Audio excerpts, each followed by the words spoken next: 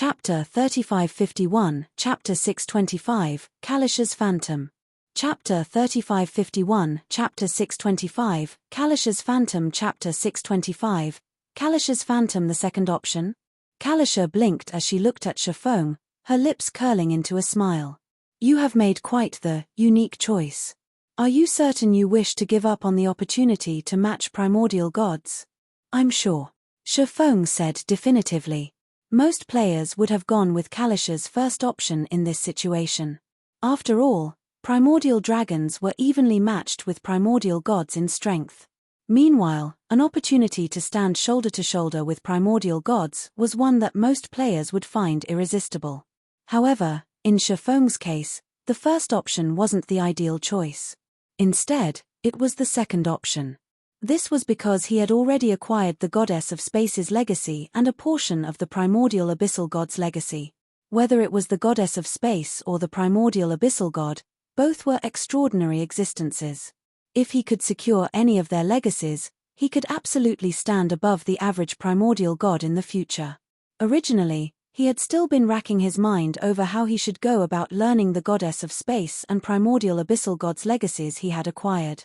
After all, without any guidance, it would be incredibly difficult for him to study them. And even if he managed to receive legacy guidance from a god or even an ancient god, it was unlikely to be of much help to him. However, it would be a different story if they were talking about a primordial dragon's legacy. As primordial dragons were existences on par with primordial gods, a primordial dragon's legacy guidance would naturally be on par with a primordial god's legacy guidance. If he could receive such a legacy guidance, it would definitely accelerate his research of the two legacies by a significant margin. Not to mention, he would have 10 opportunities to receive a primordial dragon's guidance. Very well, then. Kalisha didn't try to change Shifeng's mind any longer. Instead, she took out a light red crystal and handed it to Shifeng, saying, "Here's the primordial dragon legacy crystal. I have left my phantom inside it. Aside from using it for legacy guidance, you can also use it to summon my phantom up to 3 times. Those evil and demon gods should have already noticed that I have recovered my strength, so I hope you can make good use of that crystal and live until the next time we meet." System. Congratulations. Kalisha's favorability of you has increased by 30 points. You have activated the second phase of the inferior mythical quest Sanctuary's Rise. Quest content: head for the Primordial Dragon Sanctuary and search for the Primordial Dragon Relic to help stabilize Kalisha's strength. You must also avoid getting killed by evil gods and demon gods during this period. Rewards unknown. Penalties unknown. System. Warning. Warning. System. You have been cursed by multiple evil gods and demon gods, and they have also locked onto your soul's aura. You will be subjected to attacks by an evil demon's shadow every 30 days. The evil demon's shadows will grow stronger with time, and you can only lift the curse on you by killing the evil gods and demon gods who have placed it on you. As expected of an inferior mythical quest. Shifeng couldn't help but be flabbergasted by the system notifications. In God's domain, quests starting from the epic rank would usually come with significant penalties that could have a permanent impact on players' accounts. In the case of legendary quests, the penalties would become so severe that players would have no choice but to start a new account. However, in the case of the Sanctuary's Rise quest, Shifeng didn't even have the option of starting a new account, as the curse of the evil and demon gods would simply be transferred to his new account, and the evil demon's shadow would continue to attack him every month. The only way he could rid himself of the curse would be to kill the evil and demon gods responsible for placing the curse. Meanwhile, after Kalisha finished speaking, she swiped a finger across the air and created a space-time tunnel before her. Then, her body transformed into a streak of light that disappeared into the tunnel. She left, just like that. Shifeng was rendered speechless by Kalisha's hasty departure. Originally, he thought Kalisha would at least attack the Gorgon Queen once before leaving. However, after helping him block the Gorgon Queen's Chaos Spear, the Dragon Princess completely ignored the primordial godkin. She even caused him to be the target of an evil demon's shadow. An evil demon's shadow was essentially a god's doppelganger. However, unlike illusory doppelgangers, an evil demon's shadow had a physical body. Meanwhile, evil and demon gods capable of going against Kalisha definitely weren't ordinary gods. They were most likely ancient gods, so their physical doppelgangers would not be any weaker than Tier 6 gods. With his current strength, there was no way he could beat such an existence. Since that person has left, it's time for you to meet your end. When the Gorgon Queen saw Kalisha leaving, she breathed a deep sigh of relief and started chanting an incantation. This time, the Gorgon Queen did not speedcast a Tier 6 super spell. Instead, she took her time doublecasting 2 Tier 6 super spells, her spellcasting causing all mana within a 10,000-yard radius to gather around her.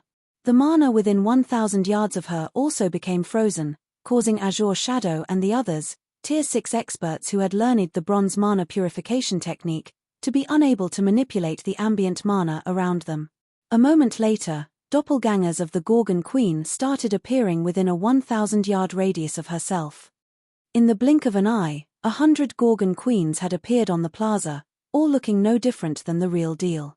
Moreover, each of them wielded a chaos spear in their hands. She knows time doppelganger as well. How can a boss grasp so many Tier 6 super spells? Is this the strength of a primordial godkin? Azure Shadow and the others despaired when they saw the Gorgon Queen's doppelgangers. Previously, they already felt that the Gorgon Queen was absurdly powerful. After all, not only did she possess a ridiculous amount of HP, but she could also cast the Tier 6 super spell Chaos Spear. But now, they finally understood that the Gorgon Queen had only been playing with them all this time. Time Doppelganger was a Tier 6 super spell that allowed users to create 100 doppelgangers of themselves.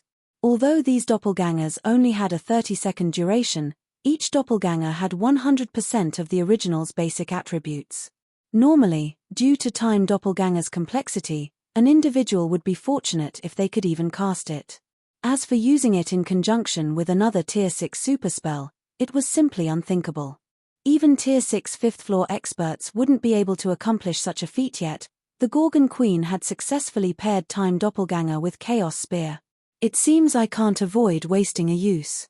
When Shifeng saw the Gorgon Queen going all out, he did not hesitate to activate the light red crystal Kalisha left him. Kalisha had obviously given him the primordial dragon legacy crystal as a means to resist the evil demon's shadows. However, if he tried to save its uses in this situation, only death would await him. Suddenly, the primordial dragon legacy crystal released a dazzling brilliance. Immediately afterward, a 1,000-meter tall illusory phantom of Kalisha appeared on the plaza. When Kalisha's phantom appeared, the Gorgon Queen promptly entered high alert and hesitated to proceed with her offensive. However, when she verified that Kalisha's phantom was nothing more than a phantom, much of her fear vanished. Subsequently, as if to repay Kalisha's act of ignoring her previously, the Gorgon Queen had all her doppelgangers cast their chaos spears at Kalisha's phantom. She intended to bombard the phantom out of existence. Meanwhile, in response to the oncoming chaos spears, Kalisha's phantom simply raised its palm and swiped at them. The phantom did not bother using any skills or spells, choosing to block the oncoming attacks with only its body's strength. Boom! A deafening explosion echoed across Nameless City, and clouds of smoke and dust filled the underground plaza. When the dust clouds settled, Kalisha's phantom was nowhere to be seen. At the same time, the entire underground plaza had sunk by several hundred meters, and all of the Gorgon Queen's doppelgangers were nowhere to be seen. As for the Gorgon Queen herself, her body was riddled with serious injuries, and her HP had decreased by nearly 10%. TL notes: 1. Evil Demon's Shadow. I'm still not certain on this term. I was originally going to go with Phantoms of Evil and Demon Gods, but the author seems insistent on using Evil Demon's Shadow. The system notification is also rather vague, so I'm not sure if Shifeng is going to be targeted by one shadow or multiple. So, there is the possibility that is referring to Evil's shadows and Demon's shadows. I don't have enough information to work off of, so I will come back and make changes in the future if necessary. If you find any errors, broken links, non-standard content, etc., please let us know. Report chapter so we can fix it as soon as possible. Chapter 3552, Chapter 626, Sudden Change. Chapter 3552, Chapter 626, Sudden Change. Chapter 626, Sudden Change. Incredible. Shifeng was stunned when he saw the Gorgon Queen's maximum HP reduce from 9 trillion to just 4 trillion.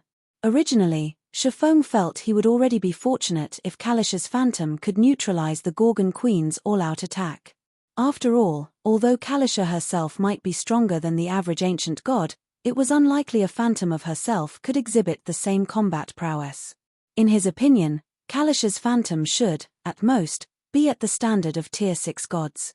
However, never did Shifeng think that Kalish's Phantom could heavily injure the Gorgon Queen.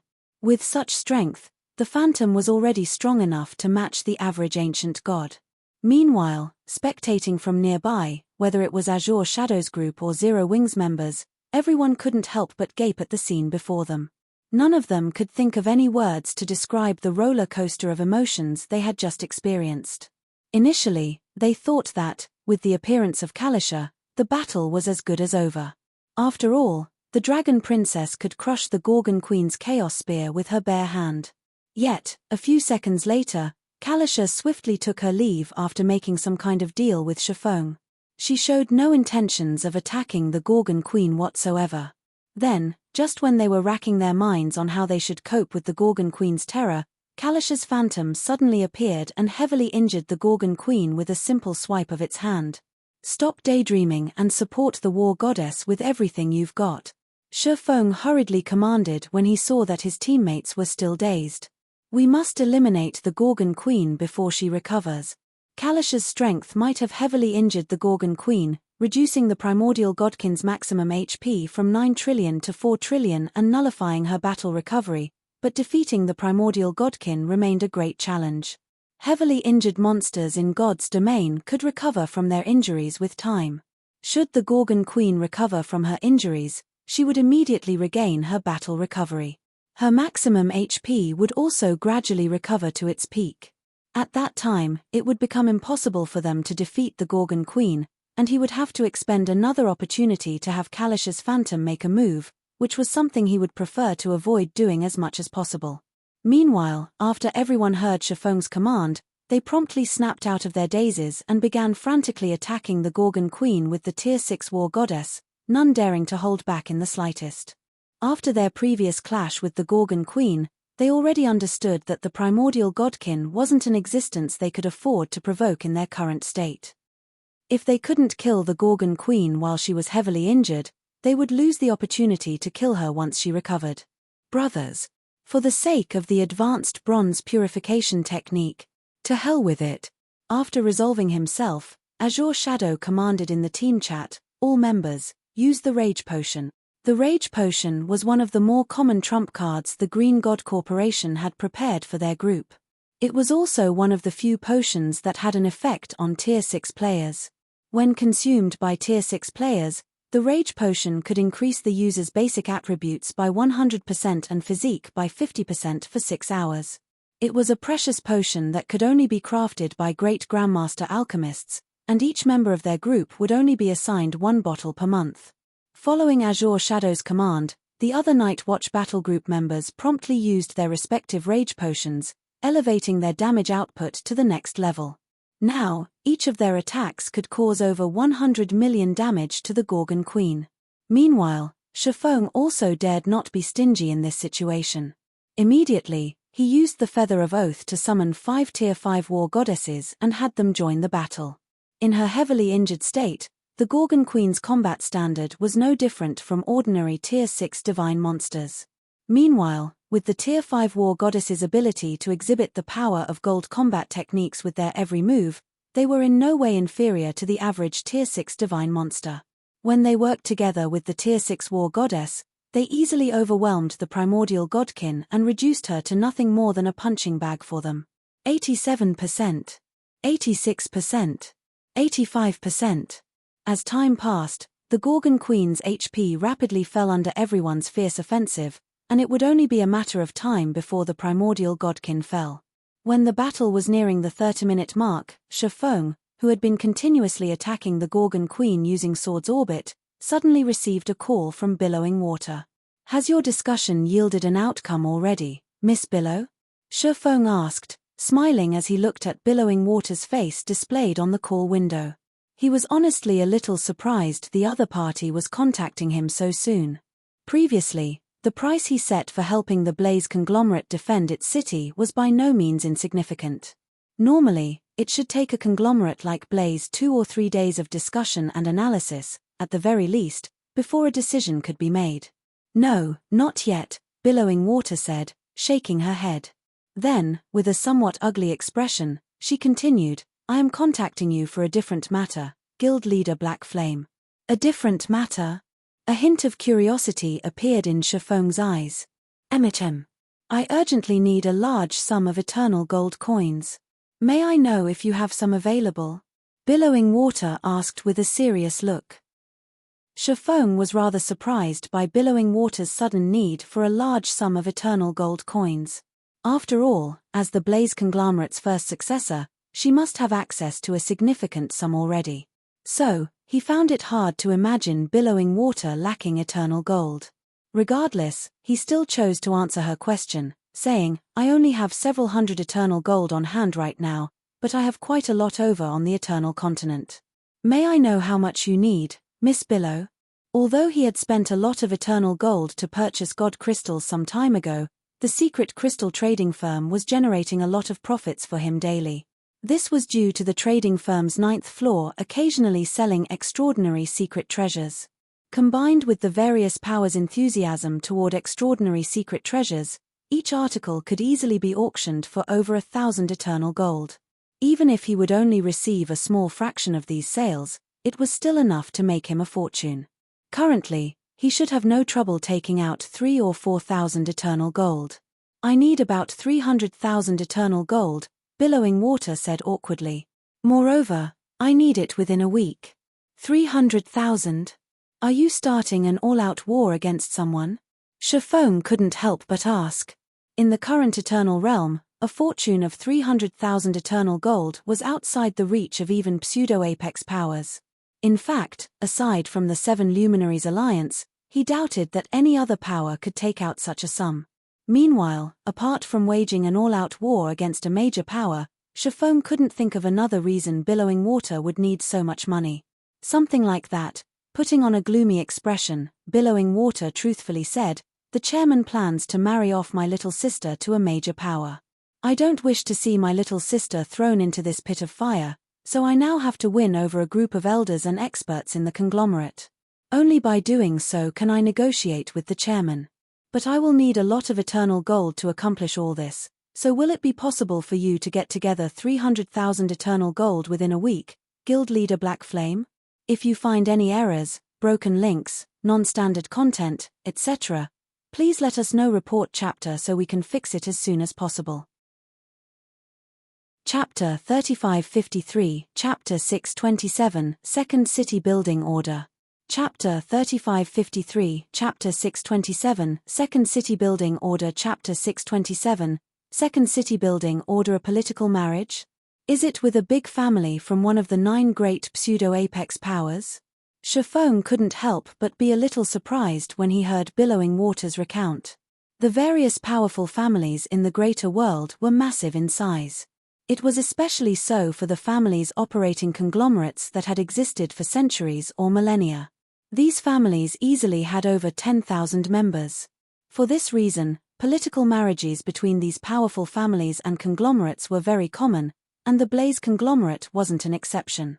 However, as far as Shifeng knew, the Blaze conglomerate's 4th young miss was the apple of the Blaze conglomerate's eye. She was a monstrously talented individual who became a great grandmaster at the young age of 22. In fact, this 4th young miss was so talented that before becoming 22 of age, the Blaze conglomerate had kept a tight lid over her talent and only revealed it after her mental strength reached the great grandmaster standard. In other words, the Blaze conglomerate should be well aware of its 4th young miss's talent. Even if the Blaze conglomerate was going to arrange a political marriage with another power, it should have selected a less talented family member for the task. It would be highly illogical for the Blaze conglomerate to use its 4th young miss for the task. Meanwhile, unless the Blaze conglomerate's current chairman was an utter buffoon, The fact that he would be willing to marry the conglomerate's fourth young miss off to another power showed that the power in question was extraordinary. And in Shifeng's opinion, even the families behind the average pseudo-apex power wouldn't warrant the Blaze conglomerate to sacrifice its fourth young miss, so the other party should be one of the 9 great pseudo-apex powers. No, it's a small family that few people have ever heard about, Billowing Water said, shaking her head. However, that family has experienced a rapid rise in the Eternal Realm. Currently, it has already annexed over 10 upper-ranking hegemonic powers and fully occupied 2 fortresses. It is also putting up a good fight against the various pseudo-apex powers based in the Eternal Continent's capital city, and it even has a slight edge over them. For some reason, the family's debauched third successor has taken a liking to my little sister. Moreover, I don't know how, but the chairman somehow got persuaded into agreeing with the marriage. Many elders and executives in our family stand on the chairman's side. If I want to stop this marriage from happening, I must have sufficient strength in the Eternal Realm to negotiate with the chairman. I can get you 300,000 in a week, but what will you use as collateral, Miss Billow? Shifeng asked after pondering for a moment. 300,000 eternal gold is not a small sum. It is a significant fortune to any pseudo-apex power. It is especially so now that everyone is frantically buying up real estate. For most powers currently operating in the Eternal Realm, accumulating 300,000 eternal gold in a week should be nigh impossible. However, it wasn't out of the question for Zero Wing. With Zero Wing's ownership of the secret crystal trading firm and Shifeng's divine engraver legacy, accumulating 300,000 eternal gold in a week should be doable. Only, if Shifeng were to agree to help Billowing Water, he would stifle Zero Wing's development. After all, Zero Wing currently already possessed land in a second-tier mobile city. So long as Zero Wing had enough capital and resources, it could expand its influence and recruit experts in the Eternal Realm on a large scale. As you know, the Blaze conglomerate had fortunately come across a city-building order previously, Guild leader Black Flame. Billowing Water was unfazed when she heard Shifeng bringing up the topic of collateral. Calmly, she said, but aside from the conglomerate city-building order, I also have one myself. You also have one? Shifeng was shocked. City-building orders were exceedingly rare in the Eternal Realm. As far as he was aware, only level 160+ world bosses dropped them at a low probability. The Blaze conglomerate should already be thanking its lucky stars for being able to obtain one. If it became known that the Blaze conglomerate had 2 city-building orders in its possession, every power in the Eternal Realm would immediately try to erase its existence. I was lucky enough to steal it from the Holy Race. I was originally planning to secretly construct a guild city once I have accumulated enough funds, but I can't afford that anymore, Billowing Water explained. I'm sure you know how valuable a city-building order is, Guild leader Black Flame. If I use it as collateral, you will stand to profit regardless of whether I can repay you. Shifeng nodded in agreement. Then, he asked, may I ask that you prove your possession of the city-building order, Miss Billow? City-building orders were easily worth 1 million eternal gold in the current Eternal Realm. After all, there weren't many level 160+ world bosses in the Eternal Realm, and the drop rate for city-building orders was less than 3%. Not to mention, in a situation where teleportation between NPC cities was impossible, constructing a guild city in a high-level resource map would guarantee the city's owner a highly lucrative source of income. It wouldn't take long for the owner to recoup their investments. Of course, Billowing Water answered before taking out an ancient parchment engraved with golden runes and sharing its information with Shifeng. Feel free to verify it, Guild leader Black Flame. It was already unbelievable for any player or power to get their hands on one city-building order in the current Eternal Realm, let alone 2. It was only normal for Shifeng to seek verification. It is indeed a city-building order for the Eternal Realm, Shifeng said, nodding as he finished inspecting the parchment in Billowing Water's hands. At the same time, a trace of shock flashed in the depths of his eyes. The parchment in Billowing Water's possession was indeed a city-building order. There were no inconsistencies with the item information, either. Only, Billowing Water's city-building order wasn't meant for the Eternal Continent. Instead, it was meant for the Western Continent. There were 3 types of city-building orders in the Eternal Realm, each corresponding to one of the 3 continents. Among them, those engraved with purple runes corresponded to the Northern Continent, also known as the Eternal Continent. Those engraved with golden runes corresponded to the Western Continent, and those engraved with blue runes corresponded to the Southern Continent. However, as the item information for all 3 types of city-building orders was the same, players unaware of the differences would only learn about them when they tried to use their city-building orders on the wrong continent. Meanwhile, for human players, the value of a city-building order for the Western Continent wouldn't just be worth 1 million eternal gold. To establish a foothold on the Western Continent, the 7 Luminaries Alliance had gone as far as to mobilize the Golden Kingdom, a divine artifact, to protect 7 Luminaries Town. If the 7 Luminaries Alliance could acquire a guild city on the Western Continent simply by spending 1 million eternal gold, it would probably die from happiness. "Can we sign the contract now, Guild Leader Black Flame?" Billowing Water asked anxiously. "I urgently need 10,000 eternal gold right now. As for the remaining 290,000 eternal gold, I hope you can deliver a portion of it to me every day over a week. And if I can't repay you in 2 weeks, I will give this city-building order to you. Do we have a deal, Guild Leader Black Flame?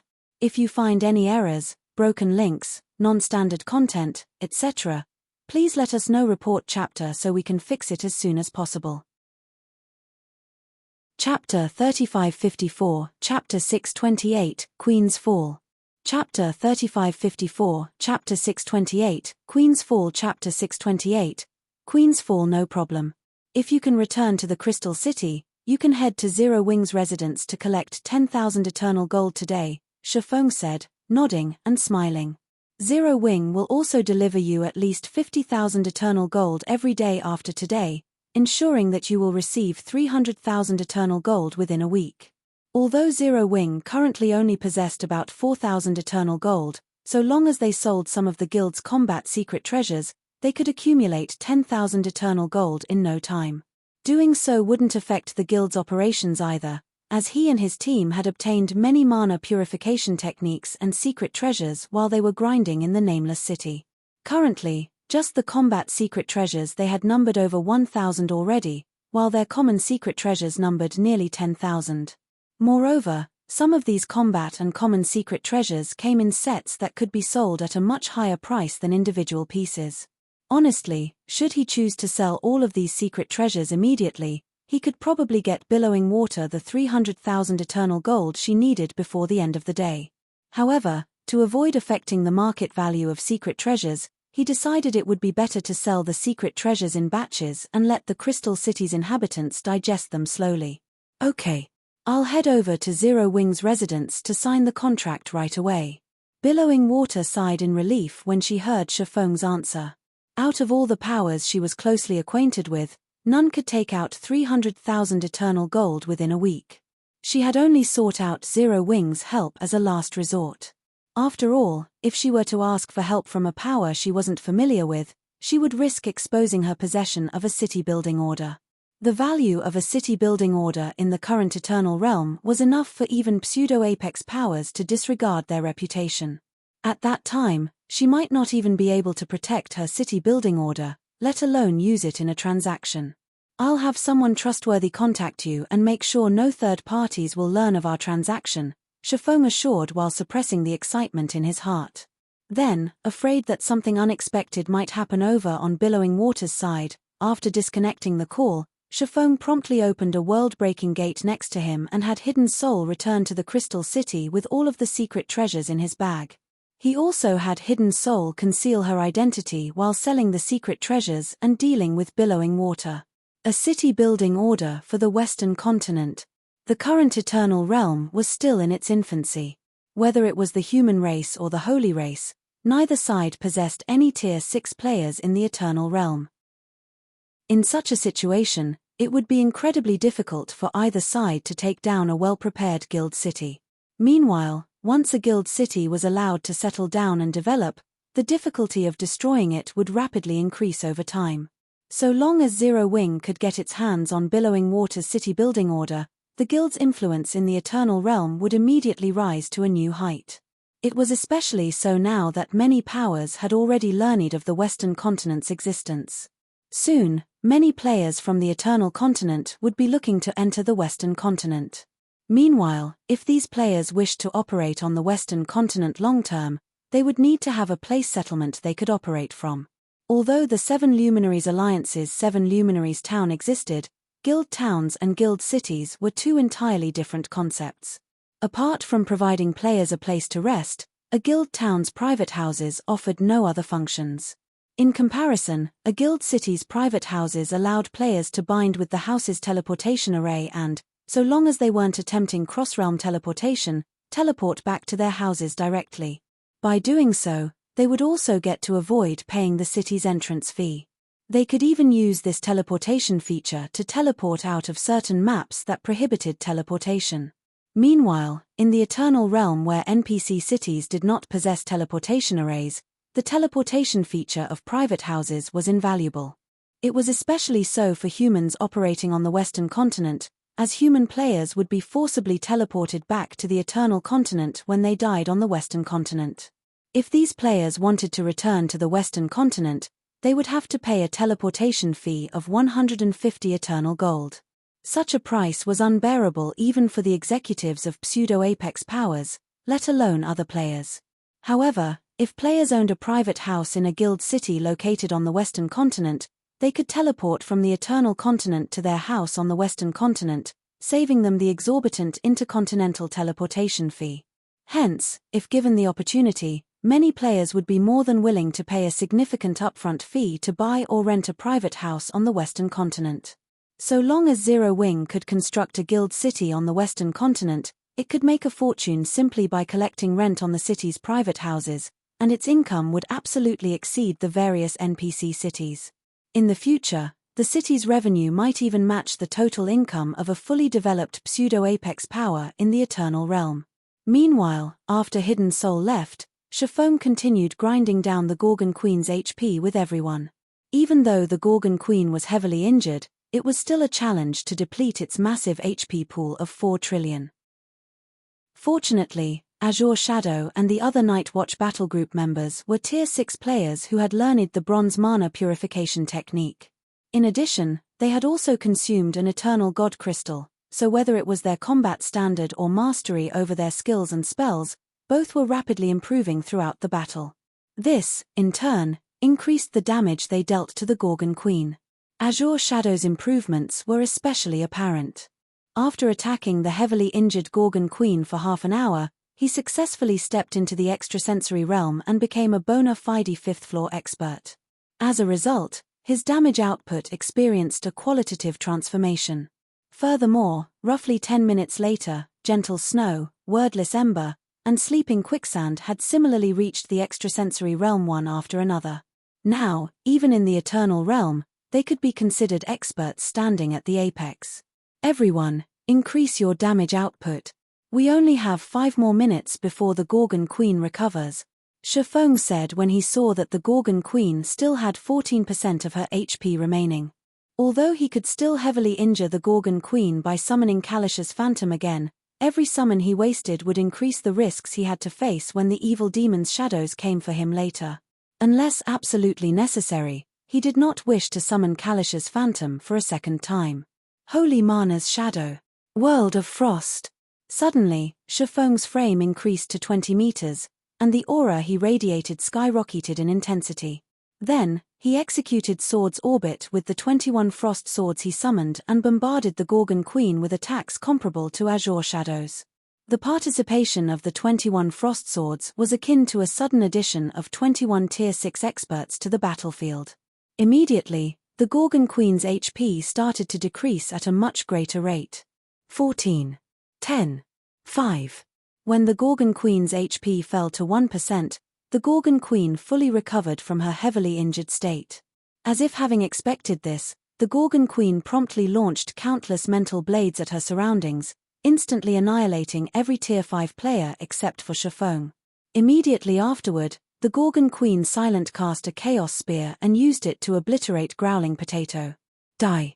When Shifeng saw the Gorgon Queen eliminating one of their Tier 6 tanks, He gritted his teeth and executed Dark Moon using a combination of 3 frost swords. Then, relying on the Eternal God Crystal's concentration boost, he consecutively executed the goddess-ranked mana technique 3 times. -37,67,064,246. -36,198,718,458. -36,815,715,419. 3 damage values exceeding even the highest damage caused by the Tier 6 War Goddess appeared above the Gorgon Queen's head, instantly depleting the Primordial Godkin's remaining HP. If you find any errors, broken links, non-standard content, etc., please let us know. Report chapter so we can fix it as soon as possible. Chapter 3555, Chapter 629, Fragmented Divine Artifact Chaos Windblade. Chapter 3555, Chapter 629, Fragmented Divine Artifact Chaos Windblade. Chapter 629, Fragmented Divine Artifact Chaos Windblade. When the Gorgon Queen died, eternal energy began to condense in the desolate battlefield, and the density of eternal energy within a several thousand-yard radius began to rise rapidly. We won. We won. A level 180, Tier 6 Primordial Godkin. I can't believe we defeated such a legendary world boss. Instructor Black Flame's last 3 strikes were amazing. They could already compete with the boss's Chaos Spear. Azure Shadow and the other surviving Night Watch Battlegroup members collapsed in exhaustion when the raid ended, their HP bars nearly depleted. Even so, they wore ecstatic expressions on their faces. Normally, it would take at least a 100-man team of Tier 6 experts to even have a chance at successfully raiding a Tier 6 Primordial Godkin. Not to mention, the Primordial Godkin in question was even a Gorgon Queen, a creature who shared the same race as one of the Greater Gods' Domain's 22 taboo bosses, 1. Yet, now, with just a team of 30 or so players and more than half of those players being at Tier 5 only, they had successfully raided a Tier 6 Primordial Godkin. Their success could absolutely be considered a miracle. If they were to publicize this battle record, it would shake the entire Greater Gods Domain. Of course, Azure Shadow and the others also understood that their success was mainly attributed to the ancient god summoned by Shifeng. If not for the ancient god heavily injuring the Gorgon Queen, they stood no chance against the Primordial Godkin. This point could be seen from how they fared against the Gorgon Queen the instant she recovered from her injuries. With just one move, the Gorgon Queen had obliterated half of their team. Even the surviving Tier 6 players had suffered a heavy mental blow, their mental states becoming incredibly lethargic. If they weren't actively keeping themselves awake right now, they would have promptly lost consciousness and been forcibly logged out of the game. Meanwhile, following the Gorgon Queen's death, a purple-gold glow enveloped every surviving member of the team. The EXP the Tier 6 Primordial Godkin awarded was so abundant that everyone leveled up at least 4 times. As for Shifeng, the person who dealt the killing blow, his level shot to 177, instantly catching up to Azure Shadow and the others. Thank goodness I gambled correctly. Shifeng sighed deeply in relief as he looked at the Gorgon Queen's corpse. If not for the Eternal God Crystal increasing his concentration to the Tier 6 peak standard, he could have never executed Dark Moon 3 times consecutively. Even so, after using Dark Moon 3 times in quick succession, his mental state had become incredibly frail, and his body's movements felt incredibly heavy. He would probably fall asleep on the spot if he dropped his guard for even a moment. At the same time as Shifeng sighed in relief, several items overflowing with eternal energy formed in the underground plaza. The items numbered only 6, which was a very low number for a Tier 6 world boss. However, shock instantly filled everyone's eyes when they saw the 6 items. Even Shifeng was not an exception. Are you kidding me?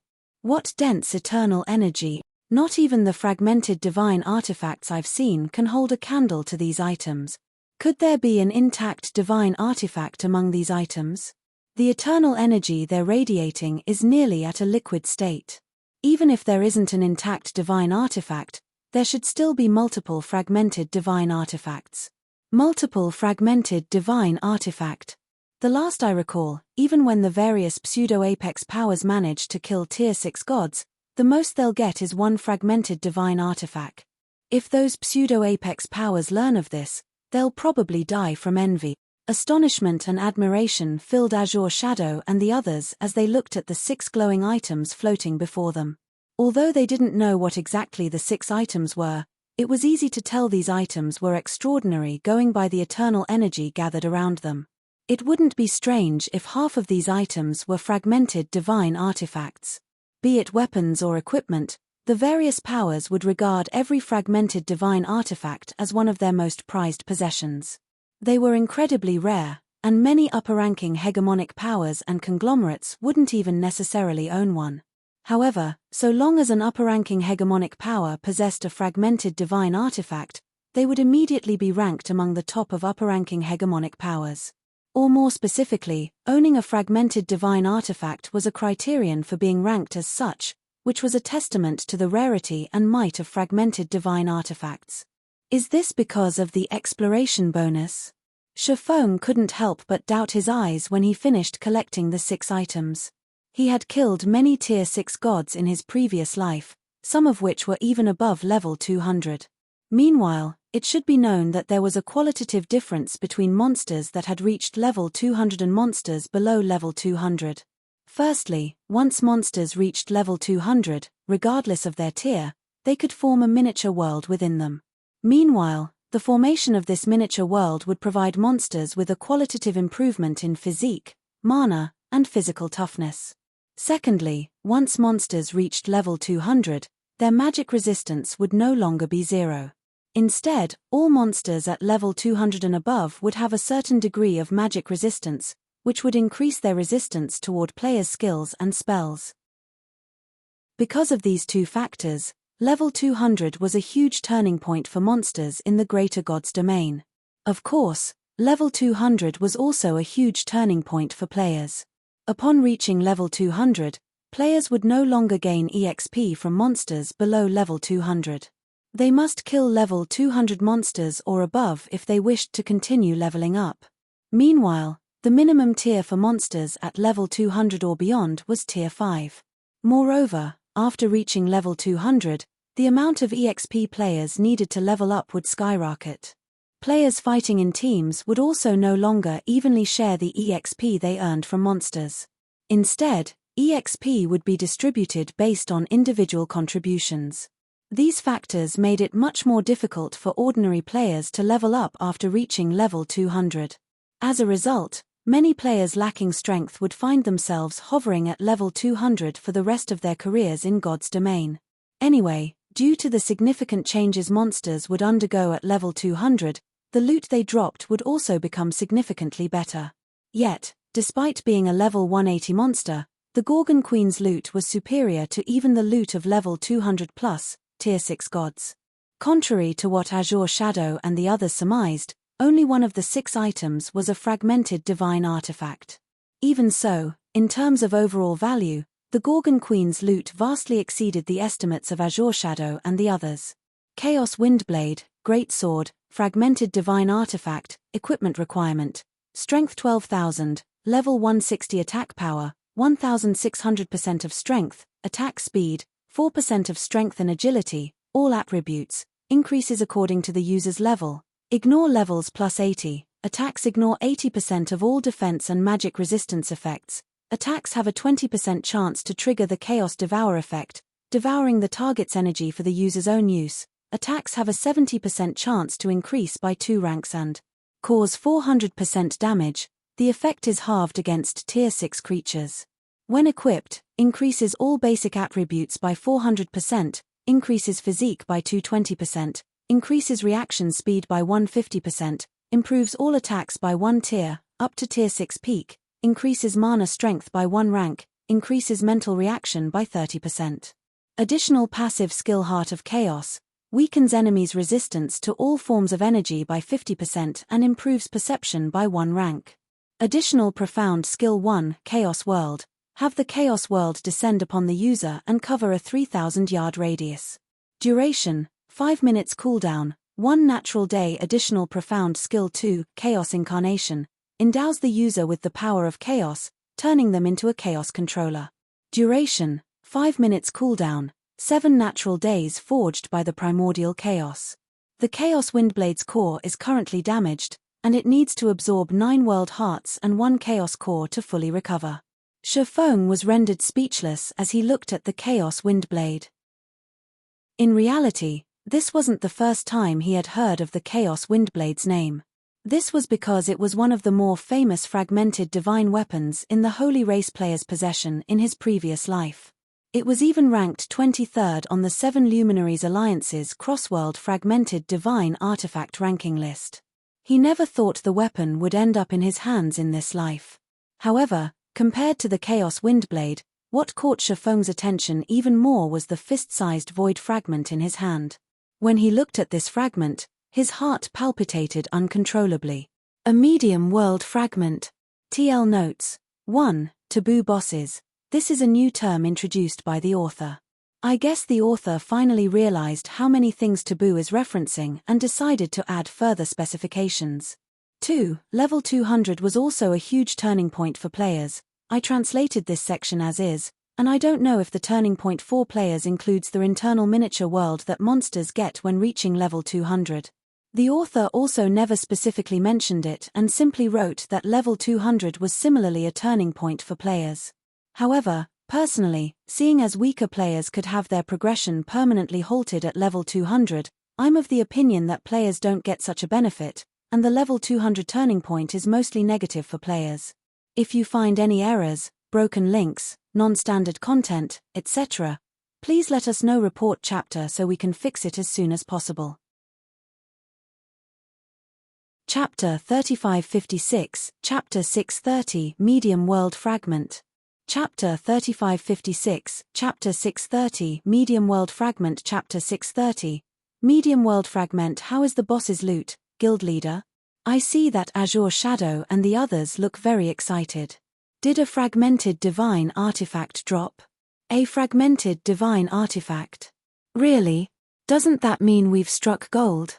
I heard that some upper-ranking hegemonic powers still don't have any fragmented divine artifacts, even after killing multiple Tier 6 god. If our guild owns one, becoming a top-tier upper-ranking hegemonic power will no longer be a dream. While Shifeng was appraising the Gorgon Queen's loot, Zero Wings members quickly directed their curiosity toward the Gorgon Queen's loot after being resurrected. The Gorgon Queen was undoubtedly the strongest boss they had encountered since entering the Eternal Realm. And seeing how abundant the Eternal Realm's resources were, it went without saying that the primordial godkin's loot would be incredible. If Zero Wing could obtain 1 or 2 fragmented divine artifacts, it would have a much easier time developing in the future. After all, for many expert players, the raiding capability of a power's main force was one of their main considerations when joining a power. Meanwhile, a fragmented divine artifact could undoubtedly improve a main force's raiding capabilities by a large margin. Currently, the Eternal Realm's various powers were utilizing their respective capital to recruit a large number of experts. By now, the various powers had already spread their roots in the Eternal Realm's various NPC cities, and many had even captured fortresses already. One could say that the various powers' strength was increasing by the day. Although Zero Wing had also recruited many experts thanks to the secret crystal trading firm's benefits, the trading firm had limited membership slots. As a result, it could only help Zero Wing recruit a very limited number of experts. When recruiting experts, Zero Wing was still far behind even the various upper-ranking hegemonic powers and conglomerates, let alone the various pseudo-apex powers. If Zero Wing wished to attract more experts, it would have to rely on its main force to raid more bosses. Otherwise, it would only be a matter of time before Zero Wing's status in the Crystal City of Secrets plummeted to that of an ordinary power. Have a look at them yourselves. Seeing everyone's eager looks, Shifeng didn't try to hide too much and showed them 5 of the dropped items, excluding only the Medium World Fragment. Apart from the Medium World Fragment and Chaos Windblade, the Gorgon Queen also dropped 1 rejuvenation potion recipe, 1 secret silver flying ship design, 1 Tier 6 magic scroll, and 1 fantasy rank secret treasure. Among them, the rejuvenation potion recipe was a Grandmaster Alchemist recipe. Isn't this Chaos Windblade a little ridiculous? It has an equipment requirement of 12,000 strength. Even Tier 6 players will have trouble meeting such a requirement. Crap. A secret silver flying ship design. If we can mass-produce this thing, we can properly rule the fields of the Eternal Realm. A fantasy rank secret treasure. So, this is a fantasy secret treasure. Gentle Snow and the others couldn't help but doubt their eyes when they finished studying the 5 items. Setting aside the astonishingly powerful Chaos Windblade, just the secret silver flying ship design, rejuvenation potion recipe, and fantasy rank secret treasure were more than enough to elevate Zero Wing's status to that of an overlord in the Eternal Realm in the future. Rejuvenation potion recipe, Grandmaster Alchemist recipe. When the rejuvenation potion is consumed, the user will be automatically resurrected once should they die in the next 12 hours. Death penalty will be halved. Players can only use the rejuvenation potion once every 24 hours. Wind Dragon secret treasure, Tier 1 secret treasure, fantasy, attaches to leather leg guards. Once attached, it can increase the wearer's mana protection by 30% and the attached equipment's basic attributes by 25%. Additional talent divine speed, increases the wearer's movement speed by 40% and reaction speed based on the wearer's agility. Silverwing flying ship design, can be used to construct a secret silver flying ship with a maximum capacity of 500 people, Tier 5 advanced armor, and Tier 5 peak combat power. Flight speed rivals Tier 5 advanced extraordinary flying mounts. The Silverwing flying ship carries 30 special magic elven cannons, each possessing power at the entry-level Tier 6 standard, 10 floating destroyer cannons that can be used offensively and defensively. Each possesses power at the entry-level Tier 6 standard, 2 void magic cannons, main cannon, each possessing power at the Tier 6 basic standard. In the current Eternal Realm, where the majority of players could only rely on their own 2 feet and the various NPC cities' airports for travel, it would be a tremendous boon for a power to come into possession of a flying ship. After all, compared to flying mounts, flying ships had superior combat capabilities and carrying capacity. A flying ship would provide a qualitative improvement to any power's exploration of the Eternal Realm. As for the Wind Dragon secret treasure, any player who equipped it would immediately see a significant rise in their combat power. The improvement might even be enough to let 4th floor experts fight evenly against 5th floor experts. And if a 5th floor expert were to equip the Wind Dragon secret treasure, they might even be able to match experts who had mastered gold combat techniques. If Zero Wing could gain such an expert, the overall strength of its main force would be elevated to the next level. Alright, let's quickly loot the treasury. The Holy Race players are probably on their way already. Shifeng did not find everyone's excited and shocked reactions strange. After all, the 5 items he shared with them were indeed astonishing. However, compared to the medium world fragment he had kept hidden, these 5 items were of little significance. When he first visited the Eternal Realm, he felt that he would be incredibly fortunate if he could get his hands on even a small world fragment. After all, in addition to being unique to the Western continent, world fragments were also incredibly rare and hard to obtain. However, he never imagined the Gorgon Queen would drop a medium world fragment. It should be known that a small world fragment was already precious enough for any power to regard it as one of their most prized possessions. After all, at the cost of just 1 god crystal, a small world fragment could let up to 10 players experience the operating principles of various basic world laws with great clarity for 12 hours.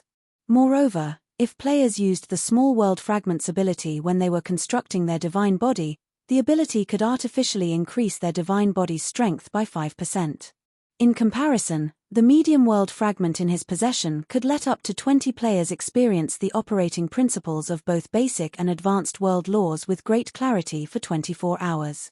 When the medium world fragment's ability was used during a divine body's construction, it could also increase the divine body's strength by 10%. There was a massive difference in the law projections of players who had mastered only basic laws and players who had mastered advanced laws. Simply the suppression an advanced law projection had on a basic law projection was enough to weaken a Tier 6 player by a significant margin. Not to mention, world fragments could also artificially raise a divine body's strength during construction, thereby increasing players' success rate at completing their Tier 6 promotion. Due to the medium world fragment's astonishing effects, even though Shifeng trusted the Zero Wing members present, he still felt it necessary to keep it a secret. Otherwise, if the medium world fragments effects were to get exposed, it would bring about a catastrophe for Zero Wing. Meanwhile, after Shifeng finished speaking, he promptly entered the treasury that the Gorgon Queen previously guarded. TL notes. 1. Additional talent. I think the author forgot that secret treasures at the extraordinary rank and above should come with special abilities, chapter 568, which were supposed to be similar to talents. I guess we're going with talent now. I don't know how I'm supposed to fix this mix-up for chapter 568, so I'll leave it as such. Otherwise, I'm going to end up with sentences such as, but now, it became possible to obtain special abilities talent, which were closely similar to talents, through an extraordinary secret treasure. If you find any errors, broken links, non-standard content, etc., please let us know. Report chapter so we can fix it as soon as possible. Chapter 3557, Chapter 631, King's Treasury. Chapter 3557, Chapter 631, King's Treasury. Chapter 631, King's Treasury. Following the Gorgon Queen's death, the Nameless City's treasury became completely undefended, so Shifeng and the others could freely enter it. Is this really a city's treasury? When everyone stepped past the entrance, they were immediately shocked by the dense eternal energy and mountains of treasures that filled the treasury. Even Azure Shadow and the other Night Watch battle group members, with their wealth of experience in the Greater God's domain, couldn't help but be taken aback. Players capturing monster-infested cities was common in the Greater God's domain. It wouldn't even be an exaggeration to say that it happened daily. Meanwhile, once players captured a monster-infested city, they would naturally get their hands on its treasury. Because of this, information on city treasuries was readily available. It was especially so among the various powers. Normally, players could expect to find a large sum of currency, weapons, equipment, and rare materials in a city treasury. On average, the items found in a city treasury would be enough to supplement the needs of 10,000 players. This was why many powers in God's domain actively sought to raid monster cities. However, the Nameless City's treasury completely shattered the understanding Azure Shadow and the others had regarding city treasuries. The average city treasury would only be the size of a football field. However, the Nameless City's treasury was comparable to a sports stadium that could accommodate 100,000 people. Moreover, unlike the materials stored in the average city treasury, which were mainly at the epic rank, the Nameless City's treasury's materials were mainly at the legendary rank, with some even at the inferior divine artifact rank. There was easily a tenfold difference in value. Don't just stand there and do nothing. We need to move these treasures away before the holy race players arrive, Shifeng commanded when he saw that his teammates were dazed by the treasury's treasures. Their fight with the Gorgon Queen had created a huge commotion. Although the fight didn't last very long, the holy race players on the surface should have noticed it already. The holy race players might be apprehensive about inspecting the situation underground while the fight was ongoing, but that would no longer be the case once the fight ended and the commotion ceased. There could only be two reasons why such a huge commotion would suddenly stop. The team raiding the Gorgon Queen had suffered annihilation, or the Gorgon Queen had been defeated. Regardless of the actual situation, the holy race players would send scouts to check in on the situation. After all, should the Gorgon Queen be killed, it would mean free access to unimaginable riches. There was no way the various holy race powers would let such an opportunity slip by. Currently, due to the battle with the Gorgon Queen, the overall combat power of their team had hit rock bottom. In Shifeng's case, it was already taking his all to move his body normally. There was no way he could fight in such a state. So, they could only try to empty out the Nameless City's treasury before the holy race players arrived. Meanwhile, upon hearing Shifeng's command, everyone snapped out of their dazes and hurriedly started to store the treasury's items in their bag space, none daring to dawdle for even a moment. On the Nameless City's surface, the commotion underground disappeared. The Gorgon Queen is definitely behind the commotion. The fight should have ended now that it gone quiet underground. Immediately have those nearby the underground entrance check on the underground plaza. Just like Shifeng surmised, the holy race players on the surface had noticed the commotion happening underground. Meanwhile, as soon as the commotion ended, The various holy race powers exploring the Nameless City's core region promptly sent scouts to check on the underground plaza. Nameless City, City Lord's Mansion, a legion consisting of tens of thousands of holy race experts, was methodically eliminating the regional bosses in the Nameless City's City Lord's Mansion. Shortly after the holy race's various powers had dispatched their scouts to inspect the underground plaza, the young woman commanding the legion retreated from the front lines and approached a young man at the rear. The battle underground seems to have concluded, Lord Royal Thunder. The various powers have already sent scouts to investigate. Should we send someone as well? Extreme Feather asked the young man before her respectfully. The current Extreme Feather was completely different from when Shifeng last encountered her in the underground plaza. Her life rating had already risen to match that of gods, completely transcending the average holy race player. That Gorgon Queen isn't an easy opponent. Even that existence will need some preparation to deal with her, Royal Thunder said with a pondering look. Then, with squinted eyes, he continued, although the chances are slim, we cannot afford to lose the treasury guarded by that Gorgon Queen. Immediately have the 3rd and 4th legions hurry over there.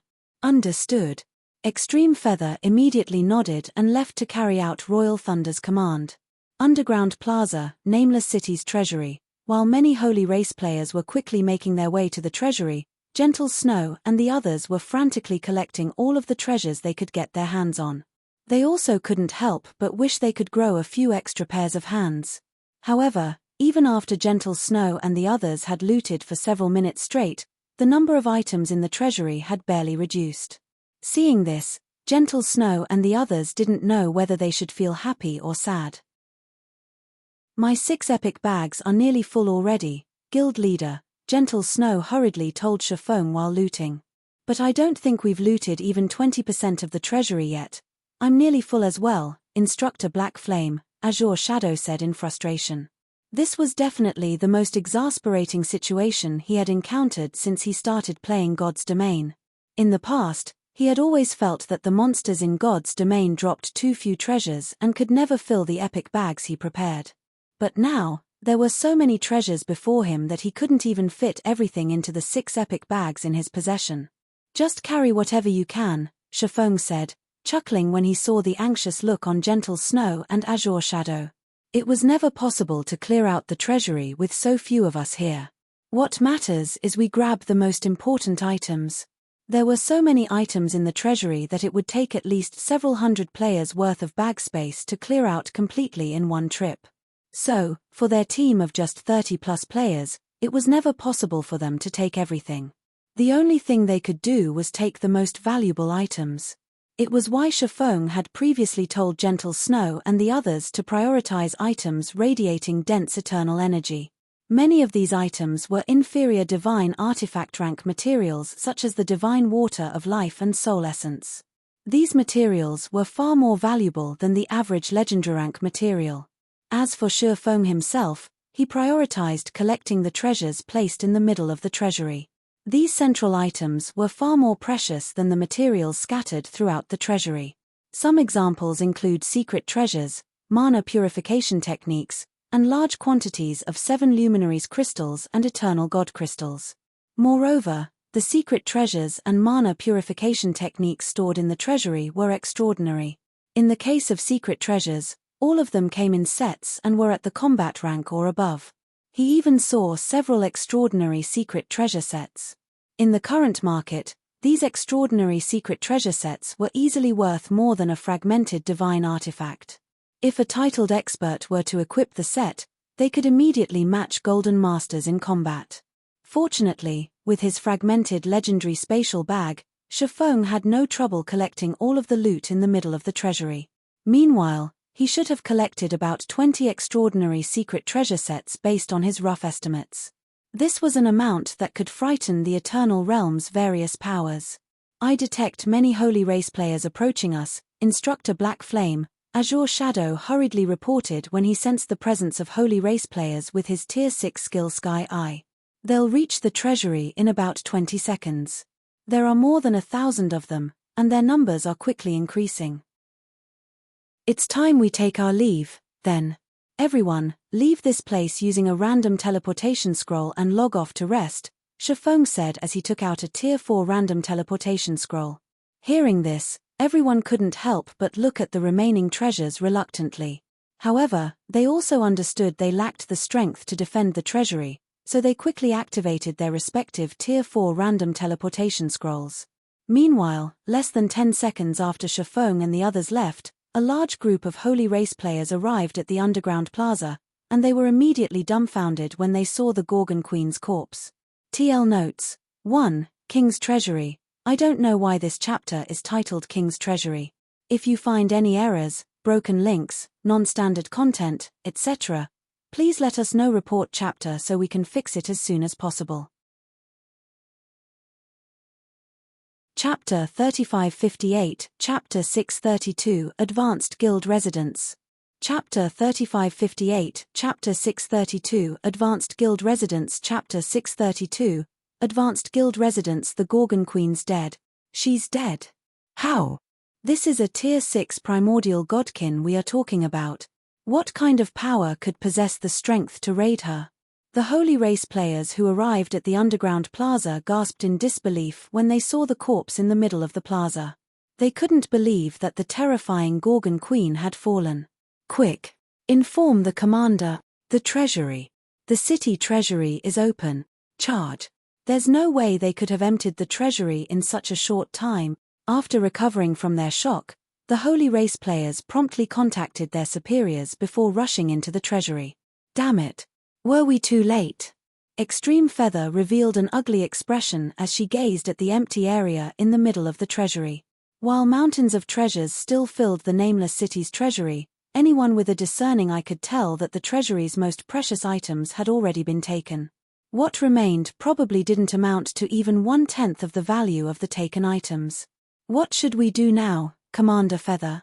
It's likely that item has already been taken, an elderly man radiating an aura rivaling Tier 6 gods asked as he looked at Extreme Feather. How are we supposed to explain ourselves to that person? Though it's troublesome, we can only inform that person of the situation, Extreme Feather said. Then, revealing a rare sneer, she continued, that item is something that person is determined to obtain. With that person's power, finding whoever took that item won't take long. At that time, we'll see how those people resist that existence. Inform everyone to secure the remaining treasures. Do not spare anyone who dares to compete against us. All of the treasures here are ours. Subsequently, a brutal struggle erupted within the nameless city's treasury. It was the fiercest battle between the Holy Race's various powers on the Western continent to date. The battle would go on to last more than 10 days and see over 100 Holy Race powers getting involved. By the end of the battle, over 1 million Holy Race players would have died, and several Holy Race powers would be thoroughly eliminated from the Eternal Realm. As for the treasury's wealth, several major powers would end up dividing it among themselves. While the Holy Race's various powers were fighting over the nameless city's treasury, Shifeng and the others had logged out of God's domain after finding a safe location in the nameless city. After resting 3 hours in the real world, Shifeng had Gentle Snow and the other Zero Wing members log back into the game before transporting everyone back to the Crystal City of Secrets with a world-breaking gate. Following this, Shifeng logged out of the game to rest for an entire day before teleporting Azure Shadow and the other Night Watch Battlegroup members back to the Crystal City as well. Eternal Continent, Crystal City of Secrets. When the morning sun covered the land with its rays, the players in Zero Wing's residence started a new day of activities. So, this is Zero Wing? Looking out the window of the room, Azure Shadow and the other Night Watch Battlegroup members couldn't help but be astonished by the strength of the Zero Wing members walking around in Zero Wing's residence. Although there were no more than 1,000 Zero Wing members in the residence, it was possible to see quite many 5th floor experts mixed among them. It should be known that 5th floor experts were rare, even in conglomerates and pseudo-apex powers. They were individuals who could be tasked to spearhead the defense of strategic locations. In upper-ranking hegemonic powers, 5th floor experts would be automatically assigned an elder position, and there wouldn't be more than several dozen of them in the entire organization. Yet, just in Zero Wing's residence alone, Azure Shadow and the others had already counted over 50 5th floor experts. This was already more than what some upper-ranking hegemonic powers had, and they couldn't help but have difficulty believing that Zero Wing was only established not long ago. All of you have performed excellently this time. Based on your contributions, each of you will receive a copy of the Advanced Bronze Mana Purification Technique. With it, I trust that you will have no problems with the Night Watch Legion's Ace Battlegroup test, Shifeng said, smiling as he observed the stunned look on Azure Shadow and the others. Since there is still some time until the test, feel free to use the Guildhall's combat rooms to spar with Zero Wing's members. It should give you a lot of inspiration. Can we invite the Guild's 5th floor experts for a spar, Instructor Black Flame? Azure Shadow asked tentatively. Currently, some of their group had already reached the 5th floor standard, while the rest were very close to reaching it. If they could spar with a large number of 5th floor experts, it would definitely help them improve significantly. However, 5th floor experts were incredibly rare existences in any realm, and so was the opportunity to spar with them. Moreover, 5th floor experts were usually very busy. So, they wouldn't usually waste their time sparring with others unless they stood to gain something. But after seeing so many 5th floor experts gathered in one place, Azure Shadow and the others were reluctant to give up on the opportunity to spar with these experts so easily. Naturally, Shifeng answered, chuckling. I can prepare a combat room for each of you. I believe many 5th floor experts will be interested in sparring with you all when the time comes. I only hope that you don't find it too much trouble. 5th floor experts were indeed rare outside the Eternal Realm, but they were rather common in the Eternal Realm's Crystal City of Secrets. Rather than 5th floor experts, what was rarer were Tier 6 experts like Azure Shadow and the others. Currently, there was not a single Tier 6 player in the Crystal City outside of Azure Shadow's group. Not to mention, Azure Shadow and the others had extraordinary mana. In the face of a Tier 6 god's mana, if players did not have a sufficiently strong grasp over world laws and precision control over mana, even releasing their mana out of their body would be a challenge. If players could fight in the presence of a Tier 6 god's mana for a long period, it would absolutely help them to improve in these two aspects, which would, in turn, help them with their Tier 6 promotion. Hence, for Zero Wing's 5th floor experts, the opportunity to spar against Azure Shadow's group was definitely a fortuitous one. It was especially so since they had already met the level requirement to challenge their Tier 6 promotion. Thank you, Instructor Black Flame. We won't disappoint you. When Azure Shadow and the others heard Shifeng's reply, excited looks appeared on their faces. At the same time, their worship of him increased even further. Due to the high-status 5th floor experts enjoyed in the Greater God's domain, even upper-ranking hegemonic powers and conglomerates would have trouble getting their 5th floor experts to execute a command. It was especially so if the command involved a thankless task such as being a sparring partner. Subsequently, after receiving their copy of the Advanced Bronze Mana Purification Technique, Azure Shadow and the others promptly left the room to deposit their loot into Zero Wing's warehouse. Then, they began wholeheartedly studying the purification technique in preparation for Shifeng's sparring arrangement. As for Shifeng, he paid a visit to the core room of Zero Wing's residence after scanning through the loot he obtained from the Nameless City's treasury. The Nameless City's treasury truly is something. I didn't think it would even have an advanced guild promotion order. With this, I won't have to worry about recruiting experts anymore, Shifeng thought as he pulled out an ancient scroll from his bag space. System: Advanced Guild Promotion Order detected. Do you wish to upgrade your existing guild residence into an advanced guild residence? Upgrade it. Shifeng decided without hesitation. If you find any errors, broken links, non-standard content, etc., please let us know. Report chapter so we can fix it as soon as possible. Chapter 3559, Chapter 633, Zero Wing's Warehouse. Chapter 3559, Chapter 633, Zero Wing's Warehouse. Chapter 633, Zero Wing's Warehouse System. Guild residents will finish upgrading in 30 minutes. System: Do you wish to spend 10,000 eternal gold coins to upgrade the existing guild hall into an advanced guild hall? Upgrade the guild hall. Shifeng promptly chose to upgrade the guild hall as well. Shifeng had previously had Hidden Soul return to the Crystal City in advance and secretly sell the secret treasures they obtained in small batches. Meanwhile, The popularity of the secret treasures far exceeded his expectations. Zero Wing had earned a whopping 100,000 eternal gold in just one day, and it only came at the cost of a quarter of their secret treasure stockpile. If they sold all of the secret treasures they obtained, they could expect to earn about 400,000 eternal gold. After deducting the 60,000 eternal gold given to Billowing Water, Zero Wing still possessed a little more than 45,000 eternal gold. So, an expenditure of 10,000 eternal gold wasn't anything significant for the current Zero Wing. Not to mention, the value of an advanced guild hall in the Eternal Realm easily exceeded 10,000 eternal gold. It was also one of the most valuable privileges afforded to an advanced guild residence. Basic guild halls had many private rooms where guild members could spend some guild contribution points to rest in.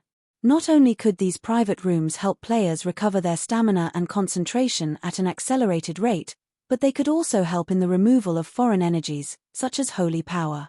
Meanwhile, advanced guild halls took things a step further. Not only did advanced guild halls have advanced private rooms, the enhanced version of the standard private room, but they also had guild quarters that offered long-term stays for guild members.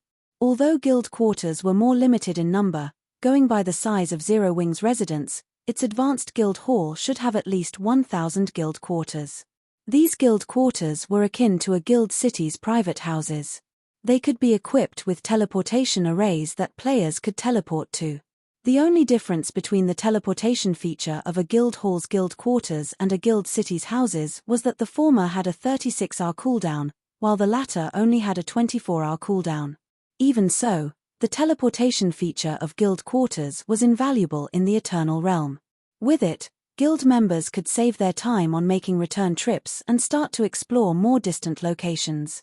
Their leveling and resource acquisition efficiencies would be nearly double that of players who couldn't directly teleport back to a city. After initiating the guild residence and guild halls upgrade, Shifeng hurried to deposit his loot into the warehouse. They had acquired many treasures from the Nameless City's treasury. Just the items in Gentle Snows and Azure Shadows bags numbered over 200,000. Among them were over 30,000 bottles of Divine Water of Life, over 10,000 bottles of soul essence, and over 150,000 legendary materials of all kinds. The value of these items was enough to cause even an apex power to lose its mind. However, compared to the items Shifeng obtained, the value of these materials paled significantly. In fact, merely the 7 luminaries crystals and eternal god crystals he obtained were enough to surpass these materials in value. In the case of 7 luminaries crystals, he had obtained over 5,007 luminaries crystal treasure chests, each containing close to 10,000 units of 7 luminaries crystal. All of the treasure chests combined contributed roughly 50 million units of 7 luminaries crystal. Even the various apex powers wouldn't necessarily have such an amount of 7 luminaries crystals. As for eternal god crystals, he had looted over 10,000 of them. The several hundred eternal god crystals the Holy Race players obtained from the Nameless City's core region looked like a pittance compared to the amount he obtained. Aside from 7 luminaries crystals and eternal god crystals, he had also obtained 1,000 behemoth sets, 50 dragon's fury sets, 3,000 copies of the bronze mana purification technique, 500 copies of the advanced bronze mana purification technique, and 10 copies of the silver mana purification technique. The Behemoth set was a combat secret treasure set, while the Dragon's Fury set was an extraordinary secret treasure set. The combined value of all these items was even greater than the value of the 7 luminaries crystals and eternal god crystals he obtained. Only, compared to all these items, what attracted Shifeng's interest the most was a pulsating golden heart. However, no matter how Shifeng tried to investigate and research the golden heart, he was only given answers such as unknown and cannot be appraised by the system. Even so, every time the golden heart pulsated, it would emit a liquid-like eternal energy. In fact, simply letting it out in an enclosed room would quickly turn the room's eternal energy into a mist-like state. Even if this item was used as nothing more than a decoration in a room, its value would easily rival complete divine artifacts. Are you really going to let guild members freely exchange all these items, Guild Leader? Hidden Soul asked, feeling very shocked when she learned that Shifeng was going to make a bunch of combat secret treasure sets and common mana purification technique copies available for exchange. Currently, although many teams had already started to obtain combat secret treasures from the underground Crystal Palace, the actual number of combat secret treasures obtained was still pitiful compared to the Crystal City's player population. Hence, combat secret treasures remained an incredibly rare commodity. As for combat secret treasure sets, even pseudo-apex powers were unlikely to have more than a few sets. Yet, Shifeng had decided to make 50 behemoth sets available for exchange in the guild warehouse. Not only did this allow all guild members to inspect the behemoth set, but internal members could also freely exchange it with GCPs. If the Crystal City's various powers were to learn of this, they would absolutely go crazy. Moreover, as if he wasn't satisfied with this result, Shifeng took things a step further by making 50 copies of the common mana purification technique available for exchange. Currently, the common mana purification technique had only started to become popularized among the various pseudo-apex powers. As for everyone else, it remained exceedingly rare. Even the core members of upper-ranking hegemonic powers were not an exception. If it became known that Zero Wing's internal members could exchange for the technique, it would absolutely cause a huge uproar. These items might be precious, but fifth-floor experts and geniuses with great potential are more valuable, Shifeng said, nodding. Moreover, this is only the first batch.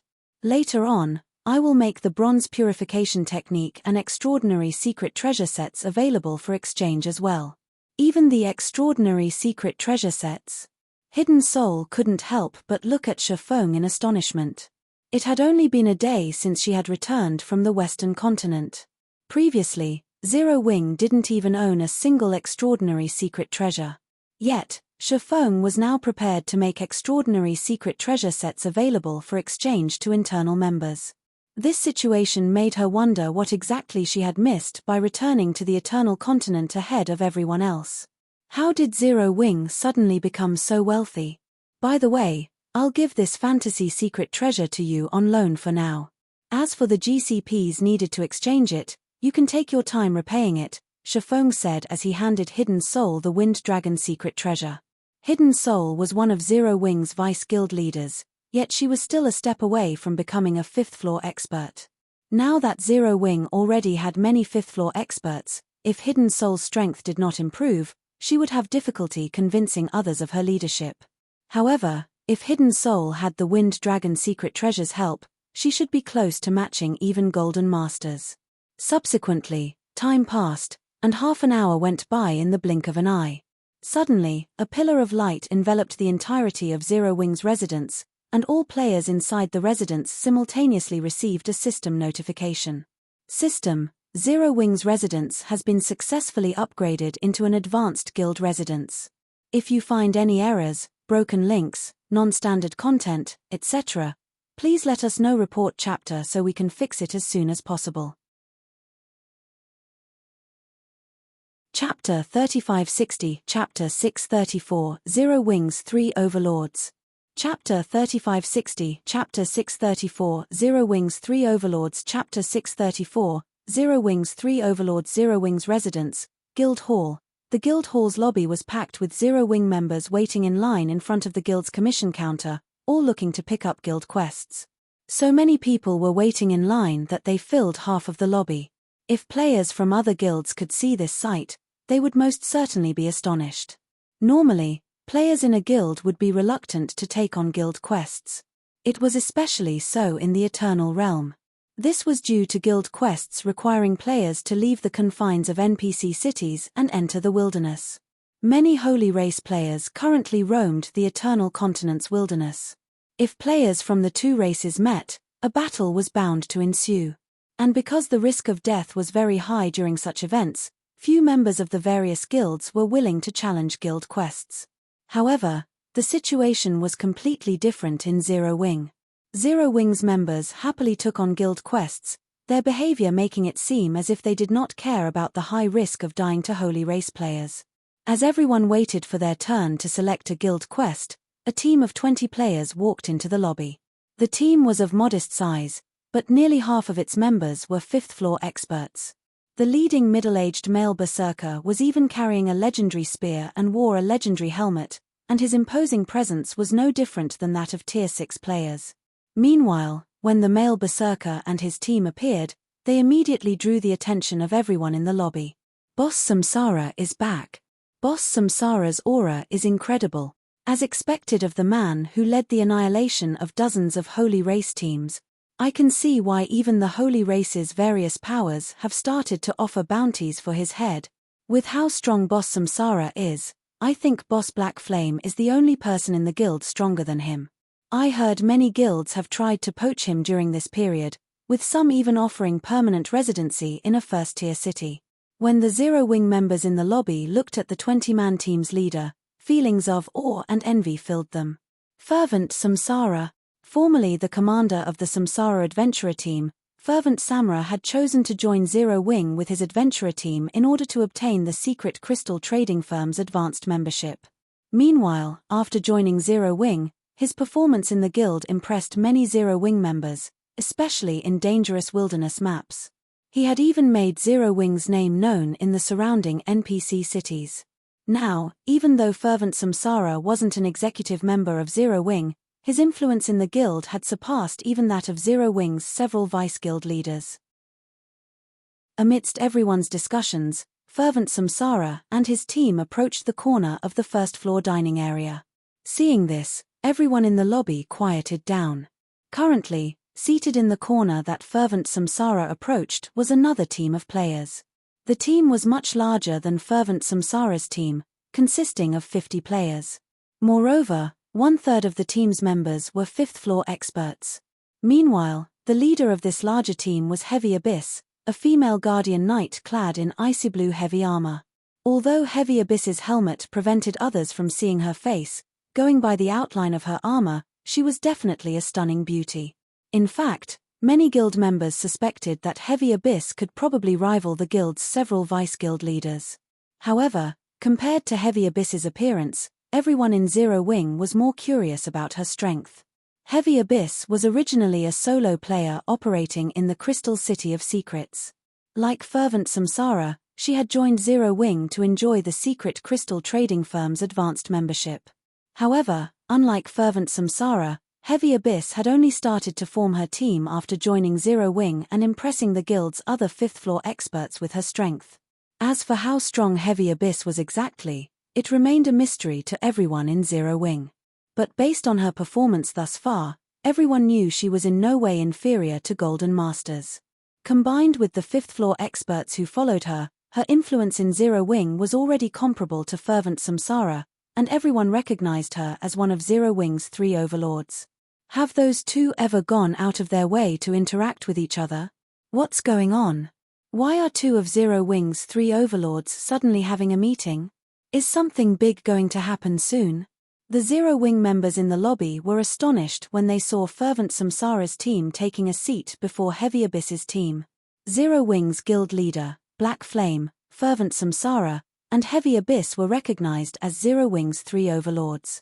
Each of them held great influence in Zero Wing. All 3 were also incredibly strong, and many experts were willing to become their followers. However, these 3 individuals had varying daily activities. Adding on Zero Wing's loose management over its normal members, these 3 individuals had almost never interacted with each other. Yet, 2 of Zero Wing's 3 overlords have met up together now. In everyone's opinion, such a meeting definitely meant a major event was coming up for Zero Wing.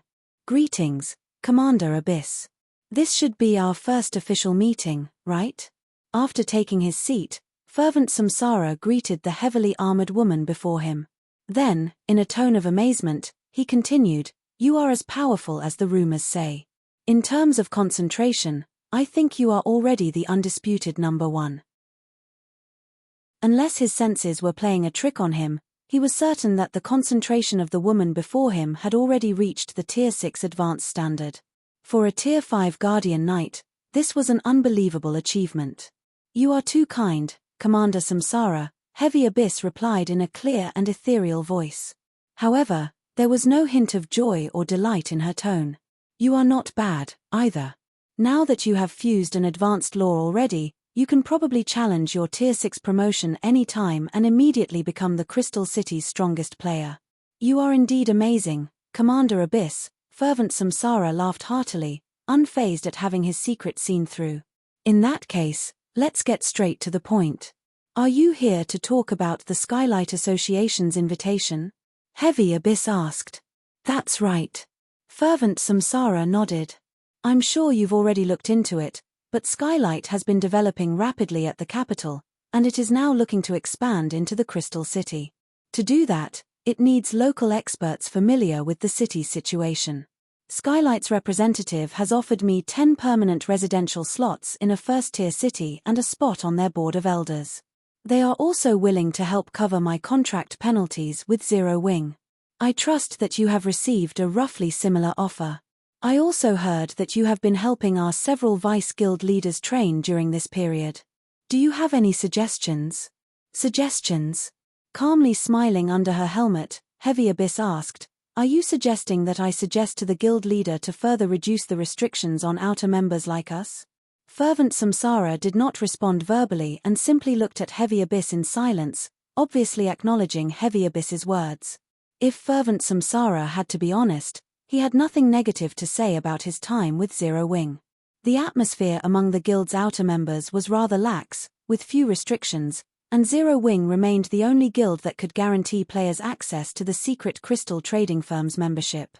Even now, many independent players still sought to join Zero Wing for these reasons. However, after all was said and done, he was still more accustomed to being a completely free and independent player. In addition, the secret crystal trading firm's attractiveness was decreasing by the day. If possible, he would like to negotiate with Zero Wing to further reduce the restrictions imposed on players like himself and Heavy Abyss. If I have to comment, after pondering in silence for a moment, Heavy Abyss said, we'll definitely enjoy unimaginable wealth and status if we join the Skylight Association. But if we want to improve our skills and strength, becoming full-fledged members of Zero Wing may be the better choice. Join Zero Wing to improve our skills and strength. Fervent Samsara was surprised by Heavy Abyss's words. How so? At the same time as Fervent Samsara finished speaking, a regional announcement entered the ears of everyone in Zero Wing's residence. Regional announcement: congratulations to Zero Wing for upgrading its guild residence into an advanced guild residence. If you find any errors, broken links, non-standard content, etc., please let us know. Report chapter so we can fix it as soon as possible. Chapter 3561, Chapter 635, Whole City in an Uproar. Chapter 3561, Chapter 635, Whole City in an Uproar. Chapter 635, Whole City in an Uproar. The regional announcement was repeated 3 times, its arrival causing all players in Zero Wing's residence to fall silent for a moment. An advanced guild residence. What's going on? The Zero Wing members present couldn't help but doubt their eyes as they read the regional announcement in their notification window. It wasn't uncommon to see advanced guild residences outside the Eternal Realm. On the contrary, they were practically everywhere. However, for an advanced guild residence to appear in the Eternal Realm, and in the Crystal City of Secrets no less, it was an incredibly unbelievable situation. Is this the reason? Fervent Samsara asked as he looked at Heavy Abyss in astonishment.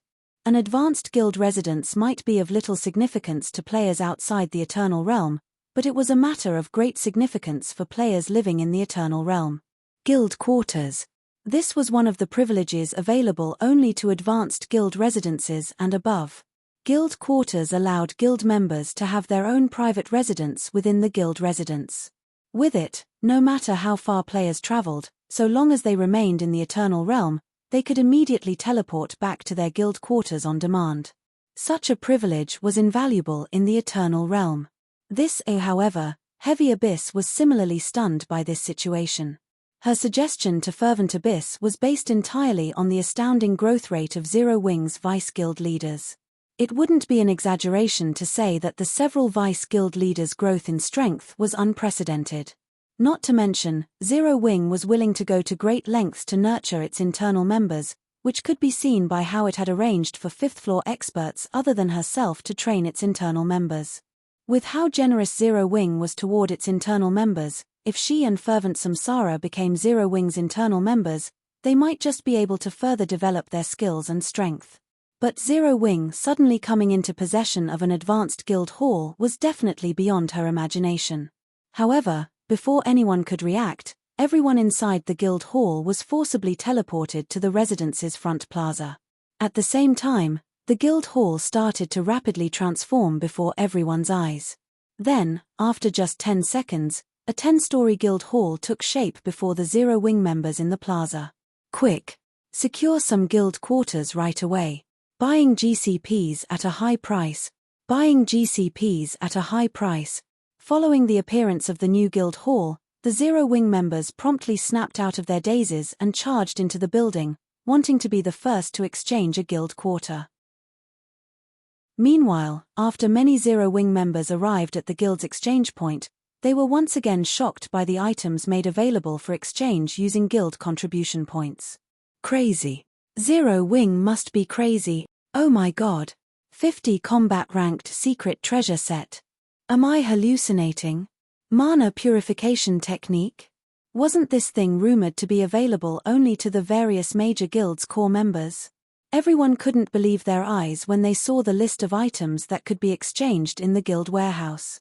Be it the Behemoth Combat Secret Treasure Set or the rumored Mana Purification Technique, none of them were things ordinary players like themselves could come into contact with. In fact, even the various pseudo-Apex Powers executives wouldn't necessarily have access to these items. Yet, Zero Wing was now making these items available for exchange. Moreover, the only condition to exchange these items was to be an internal member. What should we do now, Boss Samsara? One of the fifth-floor experts from the Samsara Adventurer team asked. Previously, even when faced with the Skylight Association's lucrative offer to recruit them, they had only felt a hint of temptation. After all, the conditions offered were merely nice-to-haves and not necessary in their opinions.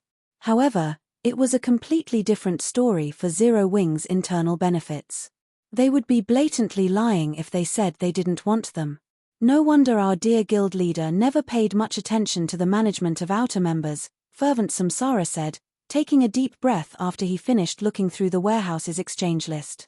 It seems it's time we have a proper discussion with that guild leader of ours. When the Samsara Adventurer team joined Zero Wing, it had only done so on a superficial level. Nobody in the Adventurer team ever considered becoming a part of Zero Wing. Zero Wing's executives also didn't seem to care about this matter, choosing to let them free range in the guild. Of course, they were more than happy with such an arrangement. It was also why they didn't rush to join the Skylight Association. However, after seeing the benefits Zero Wing offered to its internal members, it had become very difficult for them to sit still. It was especially so when they saw the Mana Purification Technique. This was something that they must have if they wished to progress further as Tier 6 players in the future. Let's go and negotiate with the guild leader as well, Commander Abyss. We can forge a much better divine body if we can exchange this Mana Purification Technique.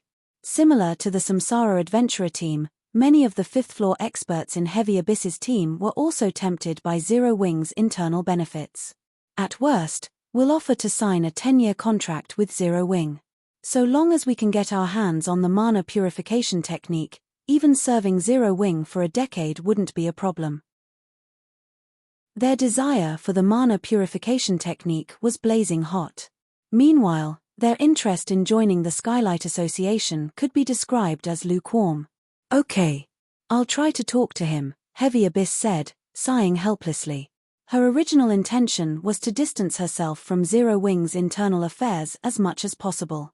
She also didn't wish to get involved in the war between guilds that was bound to happen in the future. But she would be lying if she said the Mana Purification Technique didn't tempt her. While two of Zero Wing's 3 overlords were making their move, news of Zero Wing's residence being upgraded quickly spread across the Crystal City of Secrets, causing many independent experts to grow restless. They could still resist Zero Wing's temptation if it was only a matter of secret treasures. But the privilege to teleport back to the city was something they could not resist. The Eternal Realm was massive. Even with the help of flying ships, it would take several hours to travel between neighboring NPC cities. Moreover, as players' levels increased, they would also need to travel farther and farther away from NPC cities to grind in suitable maps. As for the underground Crystal Palace, it simply couldn't be used as a reliable grinding spot due to the entrance cooldown. Not to mention, each time they re-entered the secret land, they would have to start from the first floor. Players under level 160 might be able to more or less rely on the underground Crystal Palace for EXP, but it was simply unrealistic to try to level up in the secret land past level 160. Ultimately, they would still have to go to the high-level maps in the fields. Meanwhile, when it came to grinding out in the fields, the ability to teleport back to a city would become extremely important. Not only would it allow players to cut their travel time in half, but they could also use this ability to escape from danger. Shortly after the upgrade of Zero Wing's residents, news of Zero Wing's internal benefits also started to spread across the city. Upon learning of the items Zero Wing's internal members could exchange for, many fifth-floor experts and adventurer teams that were previously against getting involved in the struggles between guilds promptly jumped out of their seats and contacted Zero Wing. Of course, as these fifth-floor experts and adventurer teams were reluctant to abandon their freedom completely, they didn't outright choose to become Zero Wing's internal members. Instead, they offered to be in Zero Wing's service for anywhere from several years to over a decade. In return, they asked for the privilege to exchange for the mana purification technique. Over 200 fifth-floor experts have contacted me thus far, guild leader. Are you really not going to consider their suggestions? Hidden Soul couldn't help but ask Shafong when she saw the partnership conditions the various adventurer teams and solo experts had sent her. Also, Samsara and Heavy Abyss have asked to meet you. They should be wanting to discuss this matter as well. A force of more than 200 fifth-floor experts. Even if these experts didn't become internal members of Zero Wing, simply having them based in Star Lake City would bolster Zero Wing's strength significantly. The current situation was a good example. Even though most of the fifth-floor experts currently in Zero Wing weren't internal members, in the eyes of the various powers, Zero Wing's threat level in the Crystal City of Secrets was no less than that of pseudo-apex powers. Fervent Samsara and Heavy Abyss, is it? Shafong, who was fiddling with the golden heart in his office, chuckled when he heard Hidden Soul's report. So they've finally started to grow restless. Very well. Have them come to my office. It just so happens I also want to meet them. If you find any errors, broken links, non-standard content, etc., please let us know. Report chapter so we can fix it as soon as possible. Chapter 3562, Chapter 636, Primordial Chaos Body. Chapter 3562, Chapter 636, Primordial Chaos Body. Chapter 636, Primordial Chaos Body. Zero Wing's residence, Guild Hall, top floor. Under Hidden Soul's lead, Fervent Samsara and Heavy Abyss arrived in front of the guild leader's office. At this time, though, both of them wore solemn expressions, the calmness they previously wore in the lobby nowhere to be seen. The guild hall's top floor had always been off-limits to non-internal members of the guild. Adding on the fact all of the guild hall's primary functions could be accessed from the first floor, outer members of Zero Wing had never really cared whether they could access the guild hall's top floor. Not to mention, every guild had its own secrets, so it was understandable for Zero Wing to have some secrets that it might not want non-internal members to know on the top floor. However, after arriving at the guild hall's top floor, Fervent Samsara and Heavy Abyss found that compared to the lower floors, this place was akin to a completely different world. Indeed, the top floor of Zero Wing's guild hall could only be described as a whole other world. After all, even though the Crystal City of Secrets had yet to see any players successfully getting promoted to Tier 6, they had seen at least a dozen Tier 6 players present on the top floor of Zero Wing's guild hall. Moreover, each of these Tier 6 players were akin to bona fide gods, and simply standing in the presence of these players' residual mana caused the two of them to suffocate. It should be known that the two of them were among the strongest experts operating in the Crystal City. Even though they were still at Tier 5, they were more than strong enough to fight Tier 6 players of the same level. Yet, every one of the Tier 6 experts loitering in the top floor's hallway instilled a sense of danger in them. When players reached the 5th floor standard, also known as the extrasensory realm, their sixth sense would become incredibly accurate. If their senses told them a player posed a threat to their lives, it meant that they would have trouble even escaping from said player, let alone match or defeat the other party in a fight. With such a frightening force at Zero Wing's disposal, it wouldn't be an exaggeration to say that even if all of the Crystal City's powers banded together, they still probably wouldn't be a match for Zero Wing. Yet, despite Zero Wing having such a force, none of Zero Wing's outer members were privy to this information. At this time, Fervent Samsara and Heavy Abyss were already close to losing their confidence in negotiating better conditions for themselves. Meanwhile, after opening the doors to the guild leader's office, Hidden Soul said to Fervent Samsara and Heavy Abyss, "Head on in. The guild leader is waiting inside." Although Hidden Soul did not personally involve herself in the guild's basic operations, she had still heard of Zero Wing's 3 overlords, particularly Fervent Samsara and Heavy Abyss.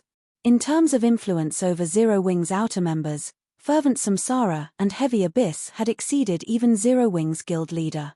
Zero Wing's guild leader's office. When Fervent Samsara and Heavy Abyss stepped into the room, a dense wave of eternal energy washed over them, invigorating their mind and body.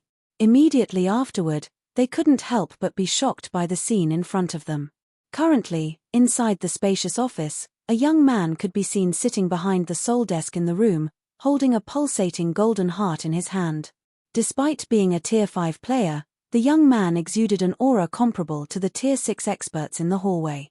Meanwhile, the golden heart the young man held released a dense cloud of eternal energy into its surroundings every time it pulsated. "What dense eternal energy!" Heavy Abyss mentally exclaimed when she felt the eternal energy surrounding her. "If I try to construct an epic divine body in such an environment, I can probably raise my success rate by a minimum of 30%. That's a primordial chaos body." Unlike Heavy Abyss, Fervent Samsara's attention was focused on the pulsating golden heart in Shifeng's hand. His reaction toward the heart was so intense that even his voice trembled when he spoke. "How is this possible? A primordial chaos body?"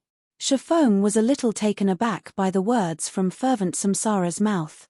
"Do you recognize this thing?" The reason Shifeng was openly researching the golden heart in his office was to intimidate Fervent Samsara and Heavy Abyss. Currently, Zero Wing was in urgent need of capable experts to accelerate its development. It was especially so now that Billowing Water had used her city building order as collateral. If Zero Wing could establish a guild city on the western continent, the guild would need many 5th floor experts to help defend its city. Meanwhile, during Shifeng's previous life, Fervent Samsara and Heavy Abyss were incredibly strong and famous individuals. If he could get them to become Zero Wing's internal members and move into Star Lake City, many 5th floor experts would also move with them. At that time, Zero Wing would no longer have to worry about lacking experts to use. However, Shifeng didn't expect someone to recognize the golden heart he had taken out for display. Shifeng wasn't ignorant of the primordial chaos body. It was a kind of godly relic that came into existence along with the greater god's domain. According to rumors, primordial chaos bodies possessed unimaginable strength, and primordial gods had relied on them to construct their divine bodies. However, such godly relics had thoroughly disappeared from the greater god's domain during the mythical era. If any primordial chaos bodies still existed in the modern era, they could most likely be found in the ruins of primordial gods. This was why the various powers were fanatics when it came to exploring primordial god ruins. They were so desperate that they wouldn't let even clues pertaining to ancient god ruins slip past them. "I was fortunate enough to see a primordial chaos body once in an ancient god's legacy," Fervent Samsara said, taking on a respectful tone when he spoke to Shifeng. "The one I saw was a golden brain. Similar to the golden heart in your hand, the brain felt like a living object, and it naturally diffused liquid-like eternal energy into its surroundings. The ancient god in question used the primordial chaos body to create a divine body suitable for himself. As for the ancient god's name, many people have heard of it. In modern times, he is known as the god of 4 elements. No wonder." Realization dawned on Shifeng when he heard Fervent Samsara's explanation. The god of four elements might be vastly inferior to the goddess of space, but the four gods' secret art he developed was publicly acknowledged as a secret art capable of rivaling gold combat techniques, and players could use it to transcend tiers. Moreover, the god of four elements was rumored to be an ancient god capable of rivaling primordial gods in strength. I have a presumptuous request, guild leader Black Flame. All of a sudden, fervent Samsara looked at Shafong with a serious gaze and solemnly said, "Can you let me experience the primordial chaos body once? I am willing to accept any conditions." "Are you crazy, Samsara?" Heavy Abyss couldn't help but look at fervent Samsara in astonishment. She didn't think the other party would dare make such a bold request. The primordial chaos body was so well known that even a solo player like herself had heard about it. She also knew how precious it was. Hence, should any power get its hands on a primordial chaos body, apart from its core executives, there was no way it would let other players use it. Not to mention, according to rumors, it cost a mind-boggling 5 million units of 7 luminaries crystal to use the primordial chaos body each time. This was a sum that could cause any conglomerate to wince in pain. Meanwhile, fervent Samsara was only an outer member of the guild. Moreover, did he not see the Tier 6 experts in the hallway outside? Even among Tier 6 players, the individuals in the hallway were far above the average. "Sure, I can agree to your request. Moreover, I can extend this offer to not just Samsara, but you as well, Abyss," Shafong said, a smile suddenly forming on his face. "If you find any errors, broken links, non-standard content, etc., please let us know. Report chapter so we can fix it as soon as possible." Chapter 3563, Chapter 637, Zero Wings Condition. Chapter 3563, Chapter 637, Zero Wings Condition. Chapter 637, Zero Wings Condition. As soon as Shafong finished speaking, silence befell the room. Even fervent Samsara, the person who had made the request to Shafong, was evidently surprised by Shafong's response. "Me, too." Although Heavy Abyss's face was hidden behind her helmet, her astonishment was apparent. "Of course," Shafong said, smiling. It was undoubtedly a pleasant surprise that fervent Samsara could recognize the Golden Heart as a primordial chaos body. As a thank you to fervent Samsara, Shafong didn't mind letting the other party experience the primordial chaos body's effects once. Not to mention, Shafong didn't really have a choice. The primordial chaos body's value was comparable to a Book of Eternity. In fact, it was even more valuable in certain aspects. With Zero Wing's current strength, it would be a disaster for the guild if news of the primordial chaos body got out. "Please state whatever conditions you have, Guild Leader Black Flame.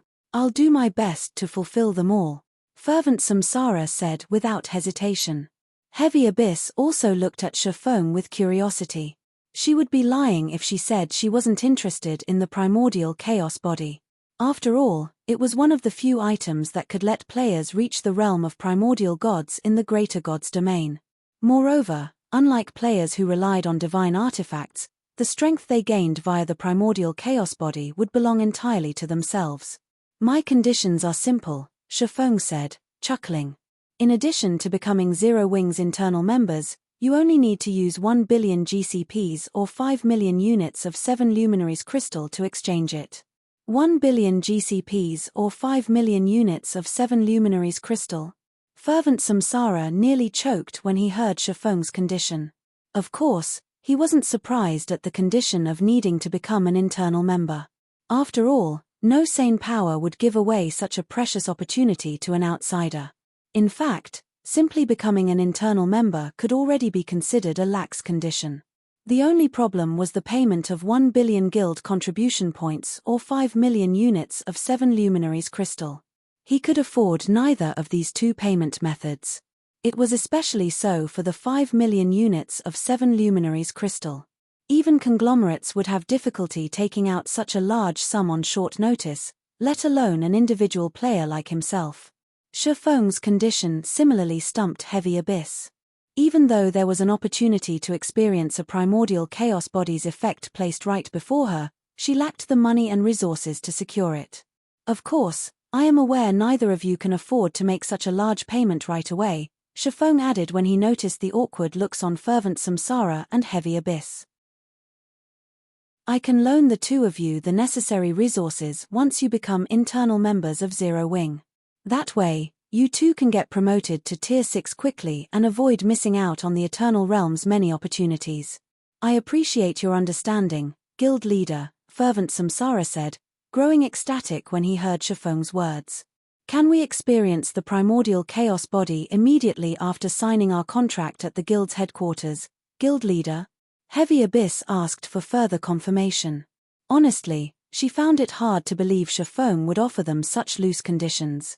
If they were dealing with any other power, she wouldn't even be surprised if she was required to sell herself to secure this priceless opportunity. Yes. Once you arrive at Zero Wing's headquarters in the real world and sign your contract, you can log in and come to me straight away, Shifeng said, nodding. The cost to use the primordial chaos body might be outside the means of most other powers, but it was still bearable for the current Zero Wing. After all, the Guild had just acquired 50 million units of 7 Luminaries crystal from the Nameless City's treasury not long ago. Moreover, once fervent Samsara and Heavy Abyss became Tier 6 players, Zero Wing's overall strength would increase drastically. After all, in terms of combat standards, the two of them were far above Azure Shadow and the others. Even in the Crystal City of Secrets, they could be considered top-ranking experts. Meanwhile, after receiving Shifeng's assurance, fervent Samsara and Heavy Abyss promptly agreed to Shifeng's conditions. Then, after contacting their subordinates, they logged out of the game and hurried over to Star Lake City right away, not wanting to waste even a single second. Shifeng wasn't surprised to see the two's behavior. If he wasn't worried he might waste a costly opportunity, he would have probably spent 5 million units of 7 Luminaries crystal right away to experience the rumored primordial chaos body. But now that he had obtained a medium world fragment, he naturally had to make proper use of it first. After fervent Samsara and Heavy Abyss left, Shifeng called out to Hidden Soul, who had been standing guard outside the room, and said, "Have the Guild's Grandmaster Magicians construct a mana gathering array and a large-scale Grandmaster magic barrier in the Guild Hall's underground secret room. The sooner, the better." A medium world fragment was extraordinary. If he tried to use it without sufficient precautions, it would most likely cause a huge commotion outside. Normally, players would only use a medium world fragment inside a great Grandmaster magic barrier to ensure absolute secrecy. However, as he didn't have any great Grandmaster magic barriers on hand, he could only make do with a large Grandmaster magic barrier. "Okay, I'll get it done right away," Hidden Soul said, nodding. Meanwhile, after Shifeng was done making arrangements, he logged out of the game as well to rest. The fight with the Gorgon Queen had greatly affected him mentally. Even though he had rested offline for some time already, he still hadn't made a full recovery. He was still in need of 1 or 2 days of rest. Star Lake City, Zero Wing Training Center. Although Star Lake City had only been promoted to a second-tier mobile city not long ago, its population had already increased by several million. Whether it was powers based in the neighboring towns or nearby third-tier mobile cities, all of them had sent many of their talents to Star Lake City. More specifically, they had sent their talents to join Zero Wing. This, in turn, caused the Zero Wing Training Center to become incredibly popular. Even at night, the line outside the building stretched across several streets. "Have Silk Radish and Jade River come to my office, Angel. Have the Guild's recently contracted Grandmaster Forgers and Engineers come as well," Shifeng said while drinking a bottle of life potion. Though, when he saw the tired look on Pace Angel's face, he couldn't help but feel a little apologetic toward the other party. In terms of management capabilities, Gentle Snow and Hidden Soul were undoubtedly more skilled than Pace Angel. However, as they were currently busy with matters in the Eternal Realm, they couldn't afford to take care of the Zero Wing Training Center's matters. And as Fire Dance still wasn't familiar with Zero Wing's internal affairs, Pace Angel ultimately had to manage the entire training center by herself. "Okay, I'll contact them right away," Pace Angel said, nodding. Then, she started contacting the forging and engineering departments. Meanwhile, after Shifeng disconnected the call, he took a seat behind his desk and, through his quantum watch, pulled up an ancient design dropped by the Gorgon Queen. The Silverwing flying ship design. Items such as the Medium World Fragment and Primordial Chaos Body might let Zero Wing produce top-tier experts, but the Silver Wing flying ship design was an item that could enable Zero Wing to compete against the Holy Race for hegemony over the Eternal Realm. If you find any errors, broken links, non-standard content, etc., please let us know. Report chapter so we can fix it as soon as possible. You're tuning in to the Celestial War YouTube channel. Don't forget to subscribe and join us on this journey to catch the most captivating stories.